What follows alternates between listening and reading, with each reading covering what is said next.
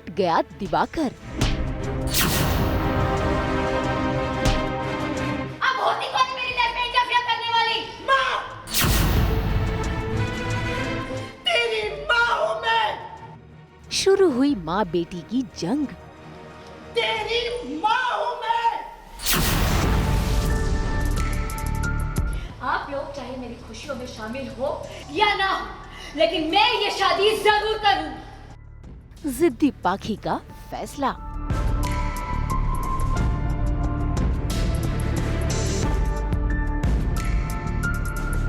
Star plus के serial Anupama में पाखी को मिल गया है अपना पुराना प्रेमी, जिसको लेकर वो आ गई है अपने घर। और घर में दिवाकर को देखकर फूट पड़ा है अनुपमा का गुस्सा, क्योंकि अनुपमा नहीं चाहती कि पाखी दिवाकर से कोई भी रिश्ता जोड़े।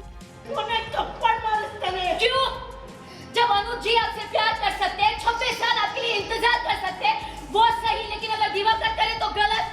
अब दादी बनने के बाद दूसरी शादी कर सकती है मम्मी, लेकिन मैं नहीं कर सकती। क्यों? अरे अनुज, तू जानती है ये क्या है? ये कैसा आदमी है? ये कौन है? तू जानती है कैसा है? इससे पहले कि अनुपमा सभी के सामने दिवाकर का सच बताती, वहाँ पहुँच गई राही और उसने सभी के सामने दिवाकर का काला चिट्ठा खोल दिया, क्योंकि दिवाकर उसका कॉलेज का प्रोफेसर था और उसने छेड़खानी करने की कोशिश की थी। लेकिन राही की बातों पर दिवाकर आगे आ गया और उसने अपने पॉइंट ऑफ व्यू से बात कही, जिसके चलते दिवाकर को ही भुगतना पड़ गया। आप सबने राही की वन साइडेड स्टोरी सुनी, मैं आपको मेरी स्टोरी बताता हूँ। गलती सिर्फ मेरी नहीं, राही ने मुझे सिग्नल दिए, मैं बहक गया बस।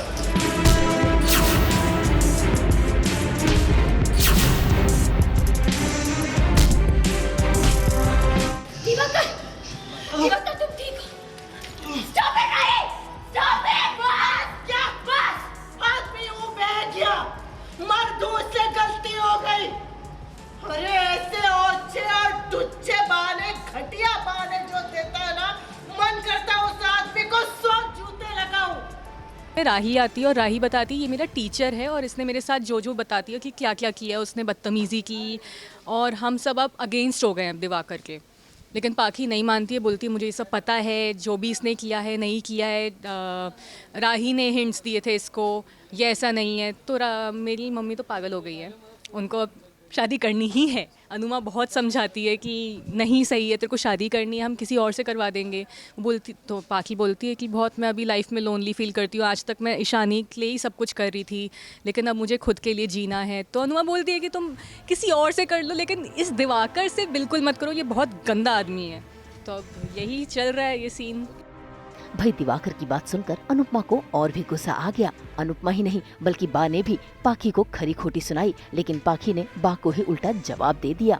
ऐसे में राही भी सामने आ गई और उसने हाथ जोड़कर पाखी को मनाने की कोशिश की, लेकिन पाखी प्यार में इतनी अंधी कि उसने राही को ही धक्का दे दिया। अब होती कौन है मेरी लाइफ में इंटरफेयर करने वाली? माँ!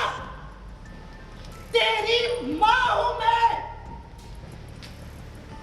तेरा पहला शब्द, पहला स्कूल, पहली सहेली, पहला सच का पहला साथ, पहली स्टे, पहली सजा, पहला सबक,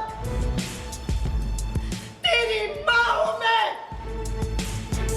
बेचारी अनुपमा माँ होने के सारे फर्ज अदा करती आई है, लेकिन उसे अपने बच्चों से सिर्फ और सिर्फ दुख ही मिला है। और आज तो पाखी अपनी माँ की बिल्कुल भी सुनने को तैयार नहीं है। अनुपमा कभी हाथ जोड़ रही है तो कभी पाखी से विनती किए जा रही है।